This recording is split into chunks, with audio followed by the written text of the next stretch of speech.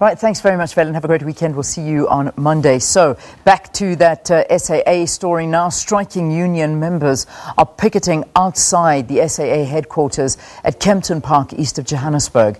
Meanwhile, passengers are stranded on day one of the strike over pay and job cuts at the airline. Last-minute talks to avert the strike failed late yesterday.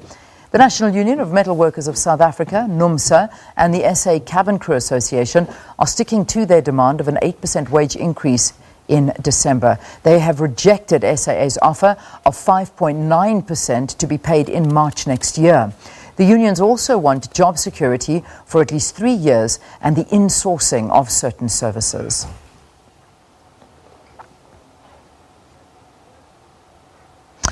Right, let's get some news on the ground now, and we've got our reporters stationed across the country. Let's start off at O.R.Tambo International Airport. Mbalenhle Mthethwa is there. Mbali, you've been there since the morning, and obviously I know that you've moved out to where all these striking workers are. Give us an update. What's happening?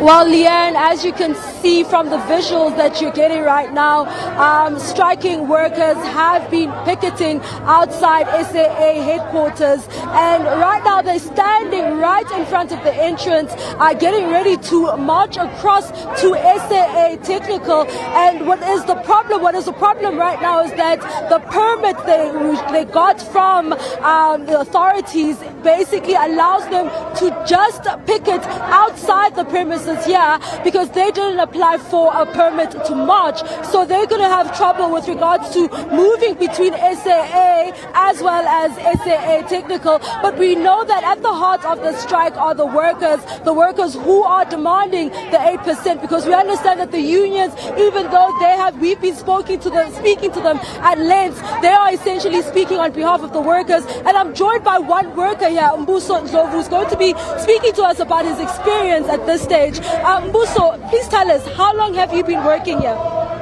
Since 2008. And tell me something, what will an 8% increment mean for you? To be honest, not much. Because now with every increase we have to now readjust our lives to try and suit the 8%. We're actually paying more on top of what they say they are giving us. So 8%, to be honest, it's a compromise. It won't change much. And okay, so if you were to ask for the increment that you would like to see, how much would it be? We ask for 15%. Even 15% still, in order for you to have a normal wage, living wage, it is still a challenge. Remember, we pay for everything for this government. The money that they pay you, they tax you too. So even if they give you 8%, they still want to tax that money. At the end of the day, it comes to a negative. So we still compromise and accept what is not even enough. So 8%, 20% changes nothing, because they give you a huge amount. Of what do? SARS comes and takes a huge amount of the same amount that you say you want. Now, you know what? Considering the fact that SAA is losing somewhere around 100 million rand over the next 2 days, is going to lose that amount of money.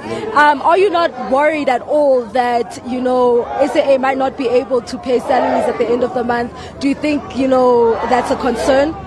You see, the question we should be asking is why the arrogance of willing to lose 100 million and compared to what we are asking.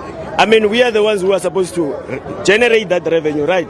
So if you're not going to give us the stuff we need in order for us to come to work, so that the SAA that is saying is going to lose 100 million can be able to generate more. The issue is not around how much they're losing. It's about how much they're taking back as corruption. Because they're paying so much money in contracts that are forever green, running on a month-to-month. Technical right now as a new CEO, which is now has demonstrated that aircraft can come in and out, meaning that's revenue. But now why are they going to tell those workers that there is no money? So losing money from SAA, that is now SAA showing the world that there is an agenda behind this whole thing that we don't see. Maybe they want us to do this so that they can close and give this business to their friends. Why do you have the arrogance to lose 100 million over what the workers are asking? We're not asking for much. Even what we're asking is not even enough. But the arrogance of losing 100 million, what is going to happen come Sunday? Because they only cancel flights from today and tomorrow. meaning the strike has already given an impact, but then what happens come Sunday going forward? It means they're willing to lose more. So that is the arrogance. It is not our problem that the company is losing money. It is the doing of the board that is also influenced by the government. Why is the government quiet now? Why aren't they coming in to come and secure what is supposed to be an asset to SAA? So it is not our issue. Our job is to come to work and generate revenue. How they deal with the issues there, but now NUMSA is no longer fighting for increase. It's fighting for the sustainability of this company, to say, remove those who are corrupt, that you know of. Part of them are the board. And the people who they want to sell this place to, they are sitting on the board too. You have foreigners who are sitting in the board, running affairs on issues of South Africa. Why are we then having foreigners running our issues?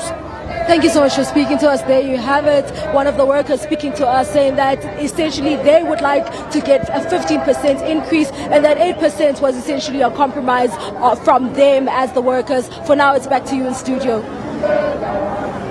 Mbali, thank you very, very much.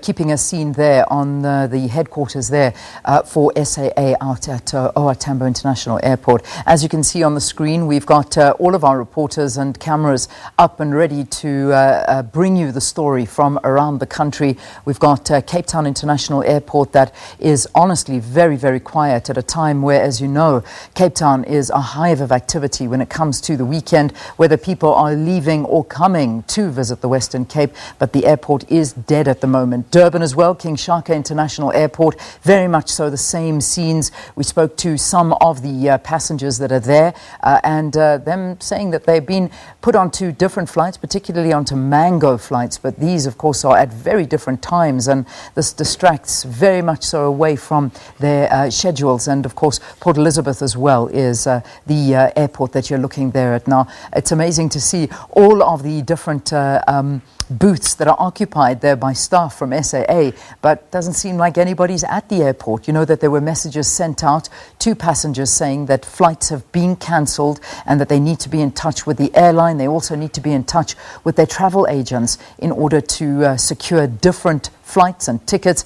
Now, one can only imagine what's happening internationally. These are local flights that we're looking at, but internationally, there are also lots of people stranded all over the world. So these are stories that'll certainly be making their way back to us throughout the day. Stay tuned to SABC News as we bring you all of the latest from the SAA strike.